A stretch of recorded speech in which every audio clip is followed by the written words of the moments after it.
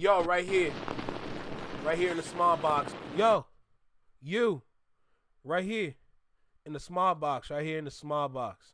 Welcome back to Flex Mob Reactions, only on the Flex Mob Network. I'm Flex. Welcome back to the channel. What's going on over here, bruh? What's good? What's popping? What's going on, bro? We supposed to be unified. We supposed to be straight. Wack 100 verifies 2 T's calling out Game about wanting to sign Kendrick Lamar. Game, you lying? Game, you lying? Game, you scamming? What's going on, brother? What is we doing? Look, let's go ahead and get started. Make sure you like, comment, share, subscribe. Let me know what you think about the video. Drop a comment down below. Let me know what you think about the reaction. Hit that notification bell so you get notified when I drop my videos or when I'm live, like right now. And let's go ahead and lock in with this one, bro. Let's get started. Let's go. Talk to me, man. What's good? At the industry, your #1 source for music, entertainment, commentary, and breakdowns. Hope everybody's doing well out there this evening. In this video, we're going to be picking up from where we left off a couple days ago when we reported on, of course, the Game coming out talking about early on in the early days of TDE. He was I got my news from Chick Smooth, by the way, so I'm still caught up regardless. Expressing interest in signing Kendrick Lamar to his label. He kept saying, yo, let me get dot. Yo, let me get dot. Right? We have that interview with Big Boy's Neighborhood that has been surfacing online last few days. Everybody's been clowning Game like, yo, you a lying ass nigga. And it doesn't look like it's gonna get any better. You know what I'm saying? We know 2 T's, who is currently Kendrick Lamar's security, formerly was with Game first. We can't emphasize that enough. 2 T's was with Game first. Now, the extent of the relationship with Game, I cannot get into because I don't have all of those details, but we do know, at bare minimum, the person who has been around Game and Kendrick the most over the last 2 decades is going to be 2 T's. You know what I mean? I don't know if he was Game security or if he was just, you know, an affiliate or what. But nonetheless, it's very well documented he was with Game first. 2 T's came out and said, nigga, you are capping and I will not stand for it. Y'all niggas gonna have to switch up y'all stories because I'm not rolling with that shit no more. All right? And we seen 2 T's come out and double down on his Instagram story. So it's not like he put up something, you know, in this day and age, niggas will tweet and delete, put something in the story and delete it before it gets too crazy. He kept it. And not only did he keep it, but he also doubled and tripled down on the situation, letting niggas know, I'm not playing. I'm dead ass serious. Okay? Now, we talked about that portion already. So now, back on Fig, actually had a conversation with... Hey, Allison, take care of yourself then. That's all I got to tell you, you know? Take care of yourself. Enjoy your peace. Enjoy your sanctity. And sleep well. But if you're still with us, I appreciate you. Wack 100, somebody who's been with Game for a very long time. I wouldn't say Wack was there from day one, but he was definitely there from a very important part. I think after Jimmy Henchman and Game fell out, Wack 100 came in and filled that slot from documentary and all that stuff for. But I think before all of that took off, where Game was trying to get signed and he was going around with Diddy and all these different labels and JT the Bigger Fig out in the Bay and all of this different stuff. I don't think Wack was around for those early days in Game's career, but I do think from first album on up, the tour and everything that followed, Wack was there. So he comes out on Back on Fig and he says, look, if 2 T's said it, I'm going to roll with him. You know, he gave a little bit of pushback to give some room for error on, I wouldn't even say in defense of Game, but because he doesn't necessarily know all the intimate details, he says, yo, if 2 T's says it, then there's got to be some, you know, there's got to be some validity to it. So we now have another direct source, this time coming from Game's alleged manager, somebody who at least handled a lot of business with Game for many years. He's coming out and saying, hey, man, whatever 2 T's say, I'm not disputing it. All right? So let's go ahead and pull this up. And we're going to get into some other lies or perhaps mistruths from Game regarding Kendrick Lamar as well. Hey, Wack. What? 6180. What up? All right, look, we That's how you talking answer the about phone, this nigga? shit. Your artist went on the thing talking about that he tried to sign Kendrick Lamar, right? Who? What are you talking about? You talking about Game? Yeah, hold up, Terrell, you explain it, cause I remember like this. I find it very interesting. Wack says, "Who you talking about?" when he said your artist talked about wanting to sign Kendrick Lamar, and we're gonna get into that in a little bit. There's a reason why I said a few seconds ago, alleged manager, because it's been widely promoted for years that Wack 100 is Game's manager, but it doesn't seem that they're working as closely these days either, interestingly enough. You have to remember, I think Terrell gonna agree with this. You wasn't around back in them days. When they had GDE, I was around. No, yeah. we talking about before J-Rock even had the feature with Wayne and all that shit. Yeah, I was around with my brother Q. I was around. But I mean, whatever him and Top Dog conversation was, I call Top. I don't. Well, we can call him too. You better know not. Top. I do know Top at one point in time had kind of wanted to do a joint venture. I don't know if it was with Rock. I don't know if it was with, but that only Top could Top and 2T's could speak on that because 2T's was gang security. And 2T's always been who he is at Top. But and 2T spoke on it. He said, "Blood is lying." He never wanted to sign Kendrick Lamar. Okay, so why if 2T spoke on it, why you calling me about it? Nigga, because these niggas... Hey, if 2T said it, we done here. And then that's it. What we still doing here, bro? Just arguing. Hold up, Wack. I can only speak on what I did for Kendrick Lamar. All right, perfect. Now, I find this to be very interesting. The energy from Wack 100 in this particular phone call is not the energy that we've received from Wack 100 in any other conversation on the internet for the past decade, all right? Wack 100 has been out here trying to expose people. He's put rumors out about people. He's threatened to release disparaging video on multiple people in the industry. He's threatened to put hands and feet on people throughout the industry and abroad.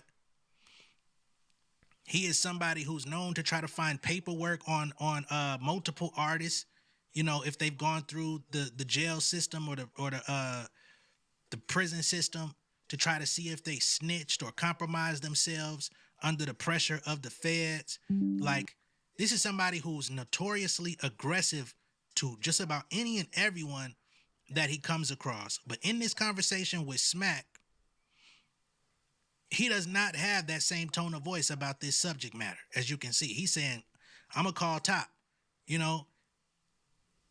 So it seems to me that lends even more credibility to what it is that 2T's is talking about, in my personal opinion, because if Wack felt like 2T's was capping or that he was lying or bullshitting, he would not hesitate to throw that out because he always likes to be the one with the exclusive to let niggas know it is what it ain't or what have you.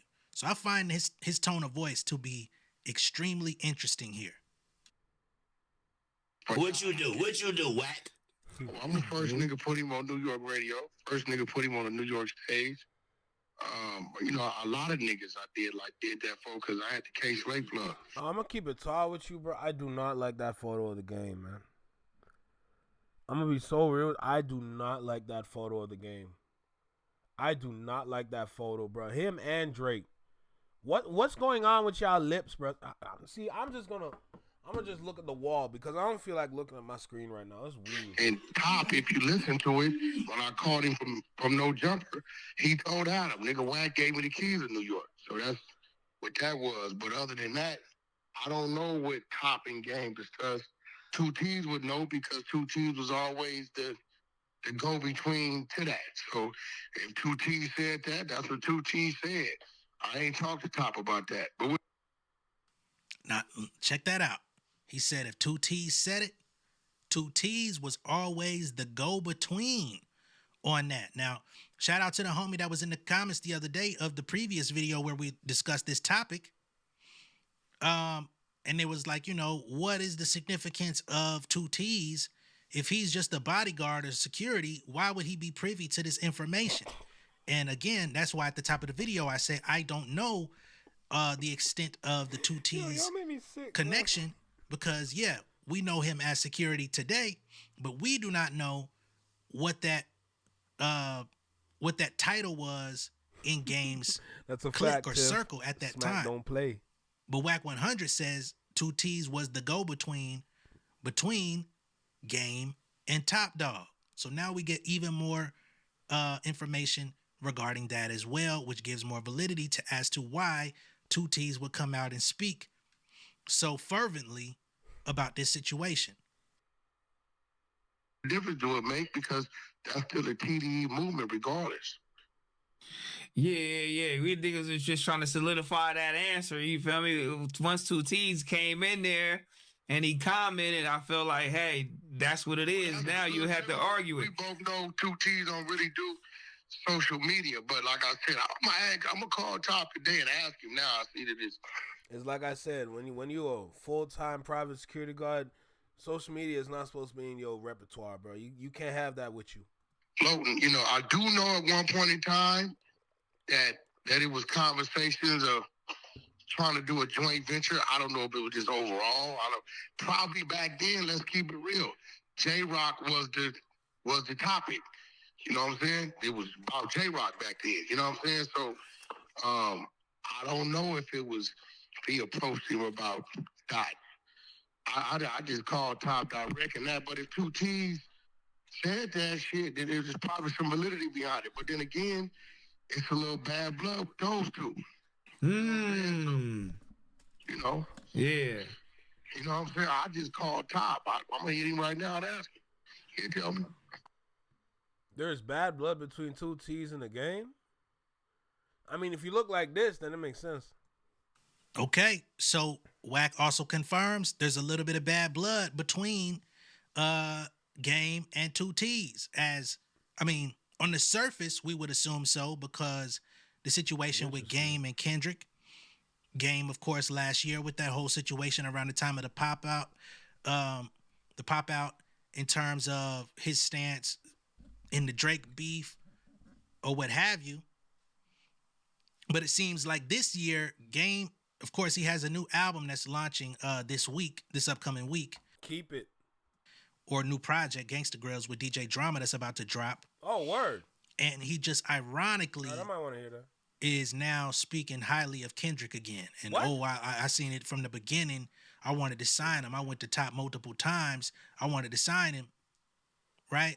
He also has a clip where he was on stream with Neon last night where he let it be known that Aiden Ross is banned from LA. Basically saying if Quickie, I just remembered because I never posted that video.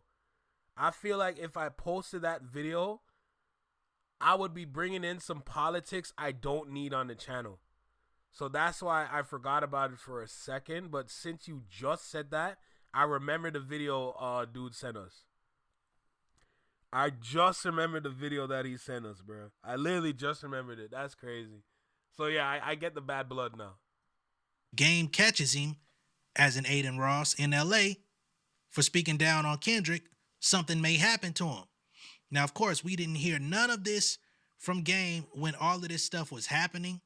We haven't heard from Game in any capacity in relation to Kendrick Lamar, other than passive-aggressive behavior in 2024. But now that he has an album about to drop, he's now speaking highly of Kendrick again and trying to have his back. So, okay, you got an album coming out. You did an interview with Big Boy. You're talking highly of Kendrick and how you could have signed him, but never got the opportunity to.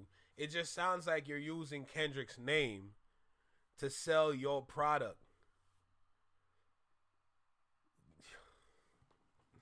Boy, this man, bruh. This man different. This man different.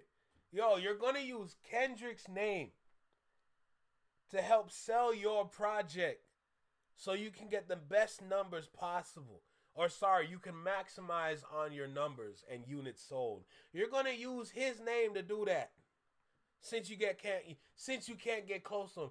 Oh yeah, I could have signed Kendrick. I could have signed him. Yeah, I almost had the opportunity to, but Top wanted to keep him. Really? Weren't you across the street and around the corner from dude? Last time, and that's what I heard on the interview with Big Boy. You were across the street and around the corner from dude. Okay. If that's the location, that must be that new right there, bro. You don't find that suspicious? I've been knowing Kendrick since he was, first. So here is another clip. This is as you can see, this is an old clip of Game. And in this clip, Game actually tries to take credit for suggesting to Kendrick Lamar to change his name from K. Dot to Kendrick Lamar. This is Game trying to take credit. Here come more cap. Starting off in hip hop, I took him around the world with me, man, on my tour, and let him, him and J Rock was doing their thing with Top Dawg opening up, and it's really dope to see, hard work pay off. Somebody that I helped, shape and mold. I remember when I told K. Dot that K. Dot wasn't gonna work, and that he should just change his name to Kendrick, and he did that, and next thing you know, it's aftermath and people are checking. Bitches are like, Kendrick. You know what I'm saying? But Kendrick is like our West Coast Nas, so to speak. Why the name switch? I just felt like, the artist that I wanted to be was somebody that, that people can actually feel and relate to. Mm-hmm. You dig what I'm saying? With the story about me growing up in the whole city, I feel like, the best artists in the world is people that, actually gravitate toward their story and actually can say, that's me. Mm-hmm. So I said, you know what? I want to wake up. I woke up one morning, I said, the best thing I can do is start giving these people me is, giving them my name and what my moms call me rather than what the homies call me. That's right. K. Dot. Mm-hmm. Homies call me that. That's when I grew up in the neighborhood in Compton. My mom's called me Kendrick, straight up. Kendrick Lamar. Straight up. So as you can see, two contradicting and conflicting stories. Kendrick said he came up with that on his own because he wanted to rebrand on his own, and that was his thing. Game said I was the one who suggested it to him. And of course, we know Game will why am I seeing Neon on my screen? I don't like this little boy. Why am I seeing this blonde hair? Let me stop. Himself on anything. He photoshopped himself into photos with Tupac. He said he woke up out the coma to 2001, the same time Dre dropped 2001, even though Chronic 2001 came out like 2 years before. But he gonna insert himself in the story if he sees fit. He'll Photoshop himself on a Nipsey Hussle photo if he got to. So here, we're about to get into this clip of Neon walking up into the spot to meet Game for the stream. And Neon is about to run into Game's manager, which is not Wack 100. All right? All right, we're good from there. And then maybe not a big ass light once we get inside, but just just a little, tone it down just a little. Hey, real quick. Yeah, we do that. Alrighty. Yep. What's up, brother? Damn, I can't get a good picture. How you doing, man? I wore the all black. Is this good enough? That's good, smooth. Is this all black? Yes, sir. Ah, thank God. Travis a game manager. God. Travis a game manager. God. Travis a game manager. How you doing, brother? Owner of the spot right here. Hello. Thank you guys so much for having me. Welcome. Yes, sir. I'm cool to stream and everything? Yeah. Okay. Let's run it. Hey, real quick though. You see this little microphone on his shoulder that's clipped onto his shirt? Oh my God. If y'all would have known the prices on them things.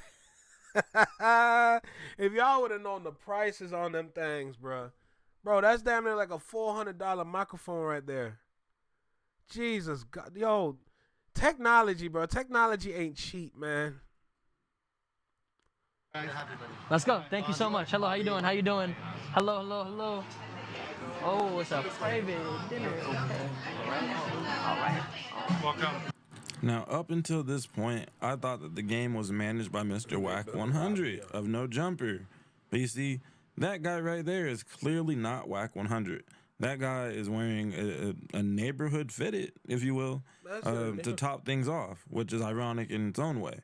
I don't think, Wack would ever wear that hat or be that tall. So you see, I had to get to researching. Sure enough, thanks to bookingagentinfo.com, I can confirm that my ears and eyes do not deceive me, and it seems that the game and Wack have parted ways. Now, I know this is the... Now, I will say, whatever you pulled up, and this is, what channel is this? Just so I could give you a shout out. Just Clips. Now, Just Clips, I see you tried to do your due diligence here, but that's not Greg Miller, unless homeboy in the video go by something else, dude said, I'm Travis, games manager. So I don't know who Cass Jones is or Greg Miller, but it doesn't look like either one of them was. Yo, let me find out the game got a ghost manager standing outside that particular venue. Now, in music and entertainment, you can have multiple managers. You can have your day-to-day manager, you can have a road manager, you can have your overall business manager. So we don't know exactly what role this person plays, but clearly it wasn't Wack 100, and I do believe that there was some tension between Wack, Kanye, and some other things that were going on once upon a time, because again, there was some stuff that could have gotten leaked. I'm not going to get into all of that, but there was some interesting information that could have been leaked years ago, and Wack was at the epicenter of that situation. So I think Game may have cut him off a while back, but it's just now coming to a head with this conversation. All right. Age of social media and website screenshots just aren't good enough, right? And you see, this right here though, this split is Instagram official. Wack made a birthday post, a happy birthday post that is, sitting on his messy ass feed right now. In the game, like most people do on their birthday, he's been reposting IG. Wait. I got a question. See, me being a Photoshop wizard, I gotta ask this question. Why does the game look blurry in this photo, but these cars look clear? I'm just asking a question. It just don't look right to me. I see the game, he's sitting on top of, what is that? A Mercedes? Some sort of Mercedes? I can clearly see the car, but the game looked blurry as shit. So I don't know. I don't know. And wait.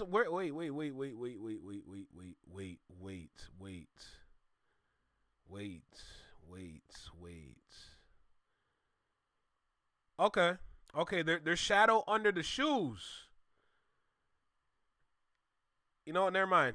I'm thinking too much. Maybe I'm wrong. Maybe I'm thinking way too hard. These stories and posts from the people he fucks with the most. But you see, Wack's post, well, it has not made it to the game story. And he's made plenty of posts even hours after Wack's post. So it's not like he was too busy to see it. This is a clear message, if you will, in at least in Instagram language. So as Just Clips revealed, Wack 100 put a post up wishing Game a happy birthday, and Game has yet to repost it.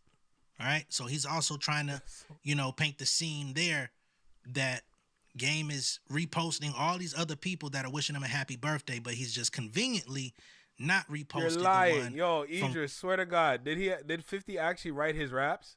Wack 100 on his story, basically further solidifying that there may be a little bit of dissension between the two parties. All right. So it looks like there's some very interesting things going on in the West Coast.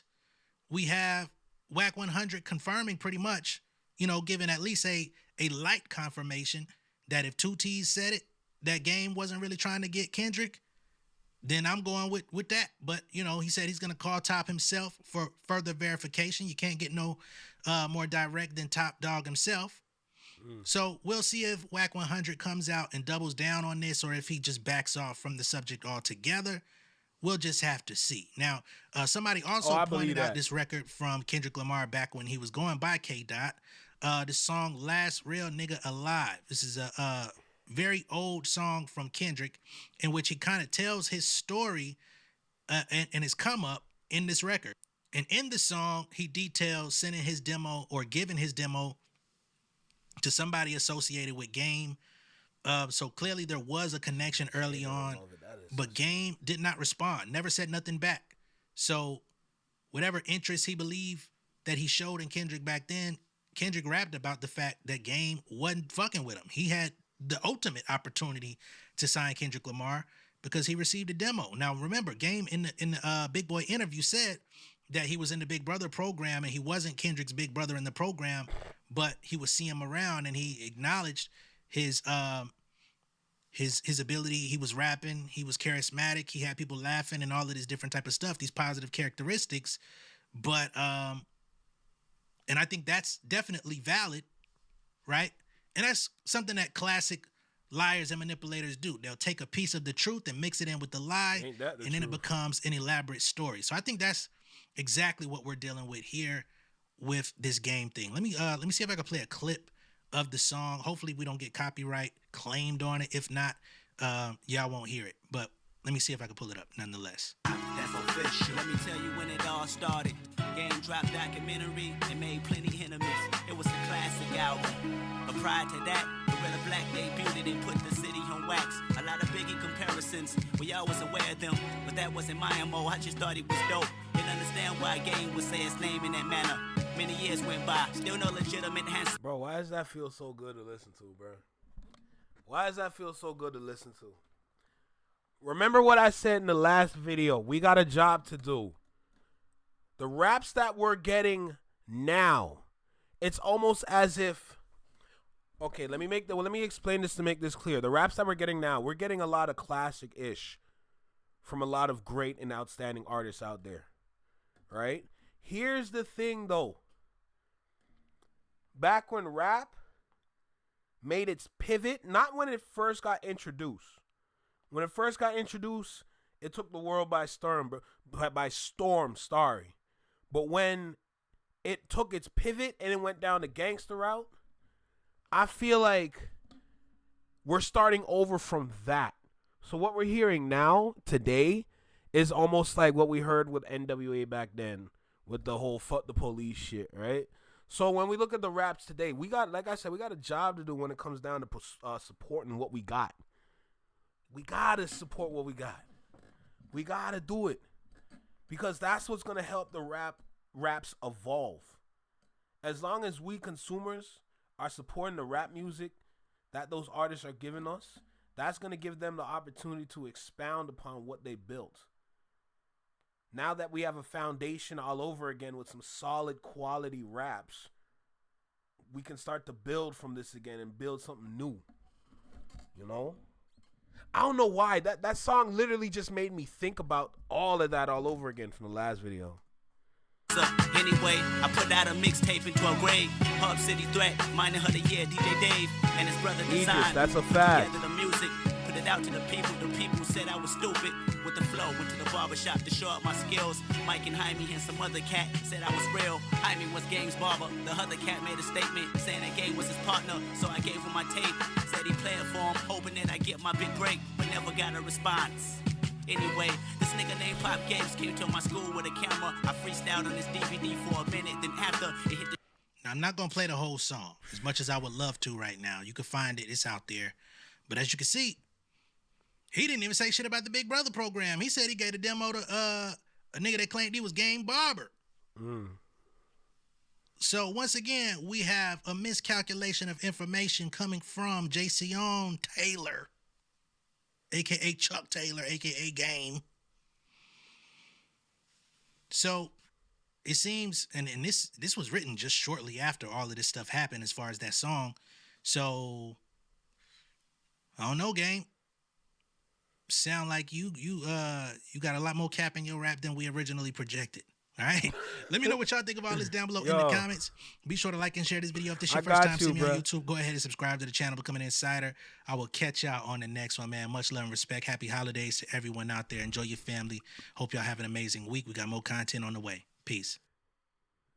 Golly. Raven, that's facts, though.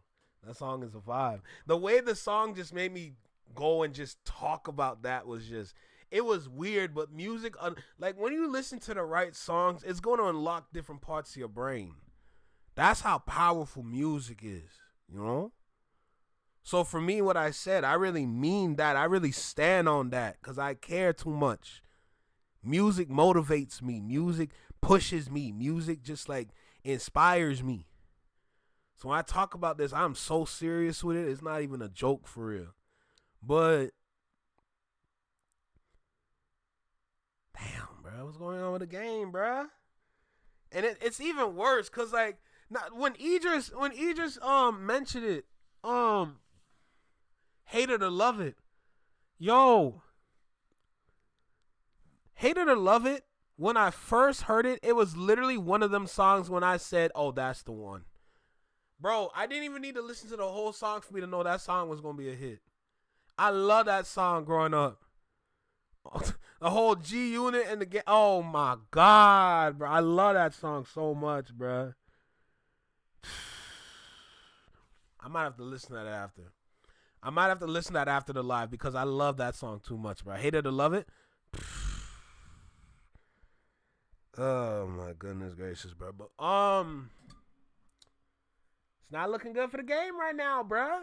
You gotta be careful. You gotta watch your back around him. That boy might scam you. He might scam you. Alright?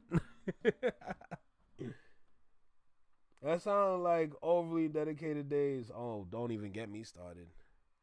Don't even get me started. But man, bro. Let's not forget, Diddy discovered the game as a...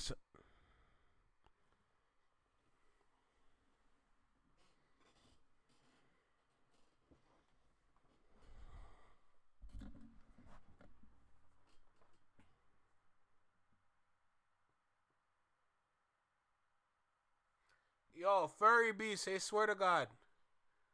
Furry B, say swear to God. Say swear to God. Say swear to God. Man, I said the portable CD. Forget the portable CD, bruh. The MP3 player with the USB port on it. That's when I remembered it, okay? This man had the Walkman. I had the upgraded version of the Walkman. Alright? You might have had it on your hip. You might have had the Walkman on your hip with the CD. You know what I'm saying? You pop the hood. Remember when you have the CD player? You pop the hood, you take the CD out, you put a new CD in. Yo, that was the funniest shit. You pop the trunk on that motherfucker. Oh my God. Nah, I had the portable one. So when you had the oh my goodness, God, bro. I missed that. Oh, I gotta search it now. You see this joint right here? And then you take this part off. It's the USB. You plug it in. You open the file. You take all the songs that you downloaded off of LimeWire. You put it onto the damn MP3 player. You plug it out. You put your headphone in. And you just listen to Kiss Me Through the Phone. You listen to Let Me Hold You. You listen to Chris Brown and Jordan Sparks, No Air.